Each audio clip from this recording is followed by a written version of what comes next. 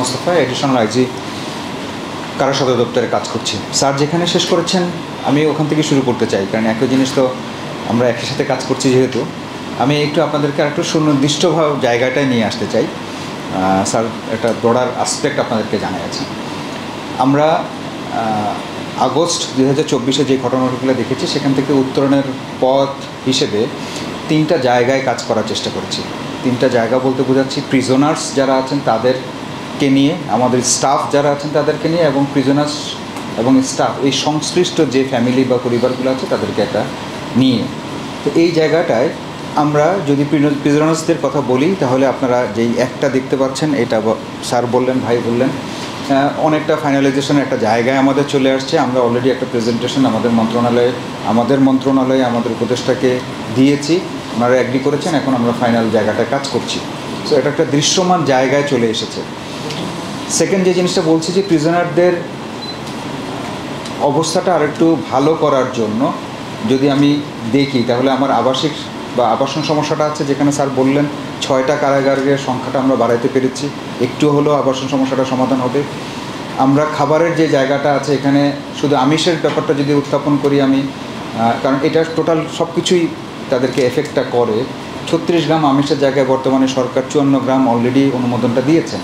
যদিও আমরা প্রয়োজনীয়তা হয়তো আরও বেশি থাকতে পারে, সেটা ডিবেট থাকতেই পারে, কিন্তু 36 গ্রাম থেকে আমরা যে এত বছর পর 54 গ্রামে যেতে পেরেছি, এইটা একটা বড় শিফট কথা বলতে পারি।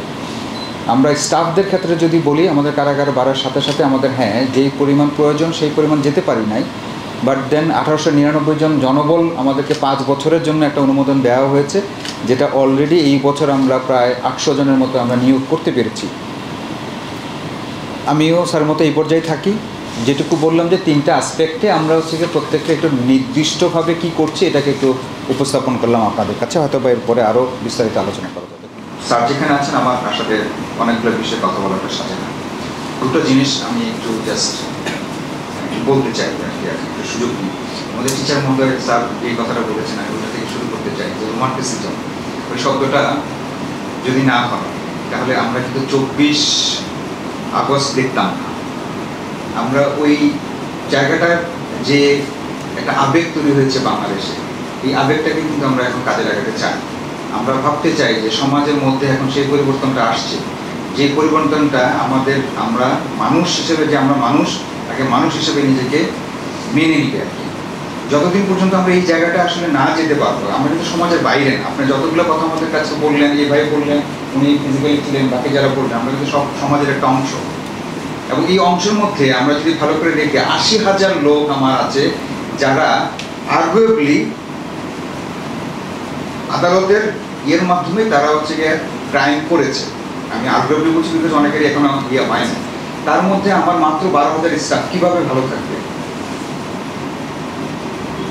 তার সাথে সারাক্ষণ 24 ঘন্টা সে থাকছে, সে তার ভালো থাকার এই মানসিকতাটা, এই মানসিকতাটা নিয়ে কি আমি কাজ করেছি কিনা।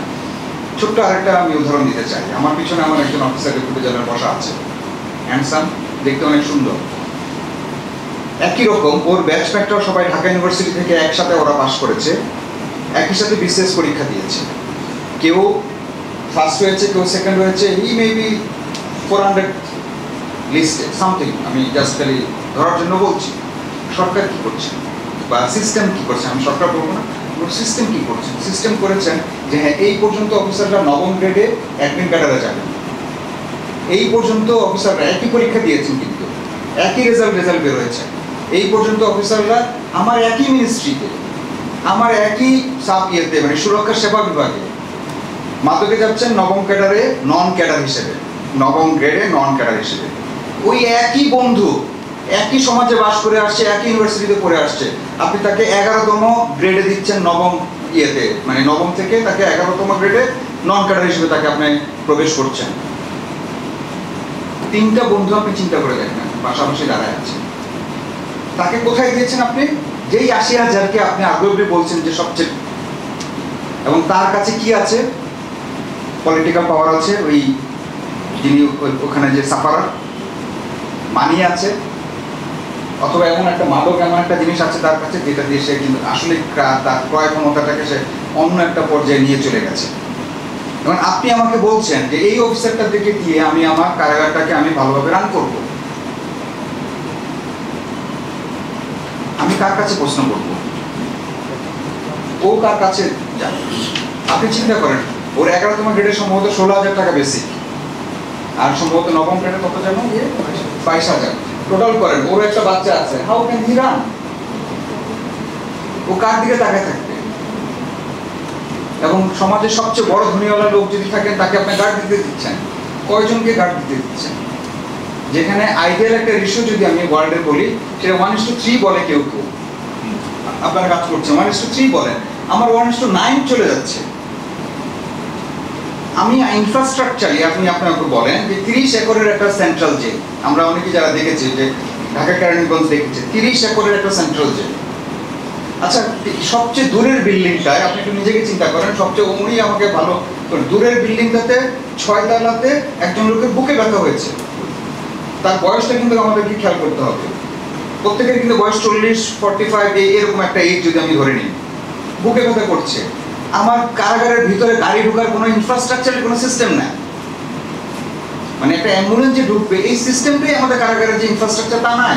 তাহলে ওকে ওখানে ক্যারি করে কে আনবে? ওর ওই ফেলো মেট, চিন্তা করেন 30 একর জায়গা, মানে 600 থেকে 700 গজ, তাকে কাঁধে করে নিয়ে আসবে আমার গেটে, এন্ড এসে কি করবে? আমার কোনো ডাক্তার নেই। গত একটা বছর এই সিচুয়েশনে এই ঢাকা কেন্দ্রীয় কারাগারের উপদেষ্টা কথা বলেছেন, আমি বলছি উপদেষ্টা কথা বলেছেন 4 জন দেওয়ার জন্য, তা ম্যাটেরিয়ালাইজ করতে আমাদেরকে আরো 1.5 মাসের সময় লেগে গেছে। তাহলে এই আশা করে তাকে কে দেখবে? কেউ দেখছে না। আচ্ছা, আমি আপনাকে তাকে পাঠাচ্ছি, আপনি যে আপুটা আমাকে পিছনে বললেন যে তার কান্না পেয়ে গেছে, আমারও তো কান্না পাচ্ছে যে তাকে যখন আমি হসপিটালে পাঠাচ্ছি আমার কোনো অ্যাম্বুলেন্স নাই, এবং আমাকে সঙ্গে সঙ্গে আমাদের উপদেষ্টা, অর্থ উপদেষ্টা এবং হচ্ছে গিয়ে অর্থ সচিব সবাই বলছেন অ্যাম্বুলেন্সের টাকা দিয়ে দিচ্ছি তোমাদেরকে, যাও। দি এন্ড রেজাল্ট আমাকে অর্থ মন্ত্রণালয়ের চিঠি বলছে যে এটা বাজেটের রাজস্ব থেকে কিনতে হবে, রাজস্ব থেকে গত বছর গাড়ি কেনা হচ্ছে না, আপনারা সবাই জানেন। এটা কবে পাবো সেই অ্যাম্বুলেন্স আমি জানি না। তাকে আমি কোনো মধ্যে একটা চিকিৎসক পেয়েছিলাম না, কোনো চিকিৎসক নাই। এখানের জন্য আমরা 2 জনকে পেয়েছি কেন্দ্রীয় কারাগারে। আমার 141 জন এখনো ঘাটতি আছে, সব জায়গায় মাত্র 2 ঘন্টার জন্য আসে, আপনারা খবর নিয়ে দেখতে পারেন। তো আমি বলছি যে অ্যাম্বুলেন্সটা আমাকে নাই, আমি কি করছি? তাকে একটা কোনো মধ্যে একটা গাড়ি, আইদার যে টেম্পু হোক যা হোক, তাকে কোনো মধ্যে আমি হসপিটালে নিয়ে যাচ্ছি। ওই লোকটার বাসায় খাবার আছে কিনা আপনি কিন্তু জিজ্ঞাসা করেন নাই। যে লোকটা তাকে গার্ড দিচ্ছে, যে আপনি মনে করছেন তাকে আপনার যে টাকা দিবে, এই লোকটা ডিউটি করতে যাচ্ছে ঢাকা মেডিকেলে, সে কেরানীগঞ্জ থেকে সে নিজের পয়সায় আসতে হয়। কেরানীগঞ্জ থেকে আপনি চিন্তা করেন, বাসে করে ইউনিফর্ম করে একটা লোক আসতেছে, বা সামাও একটা ভাঙাচোরা গাড়িতে সে নিজেকে ওকে এসে ওই বড়জোর আমার বক্সিবাজারে নামায় দিচ্ছে, সেখান থেকে সে হেঁটে হেঁটে, আপনি রাত 10টার সময় খেয়াল করবেন পিচির বাইরে কিছু লোক ইউনিফর্ম পরা ফেরত যাচ্ছে অ্যাম্বুলেন্সে ইয়েতে করে, কি যেন বলে, নিজের পয়সা।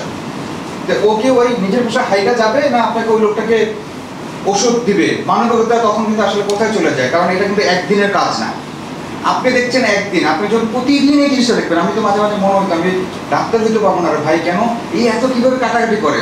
কিন্তু ডাক্তার যিনি কাটাকাটি করছেন তো প্রতিদিন করছেন, ওটা তার জন্য লাইফ না, হ্যাবিচুয়াল ছাড়া লাইফ বাঁচানোর একটা প্রক্রিয়া। আর আমার ওই কারারক্ষীর কাছে এরকম বন্দি বছরে 7 লাখ 8 লাখ লোক আসা যাওয়া করছে, ও কিভাবে এত টাকা দিবে? আমি যেই জায়গাটায় প্রশ্ন করছি না, আমরা যে জায়গাটা বলছি যে আমরা আসলে স্বপ্ন দেখতে চাই। আমাদের প্রথম উপদেষ্টা স্যার যেভাবে স্বপ্নের শুরুটা করতে চেয়েছেন, আমরা সেই স্বপ্নটাকে নিয়ে কাজ করতে যাচ্ছি।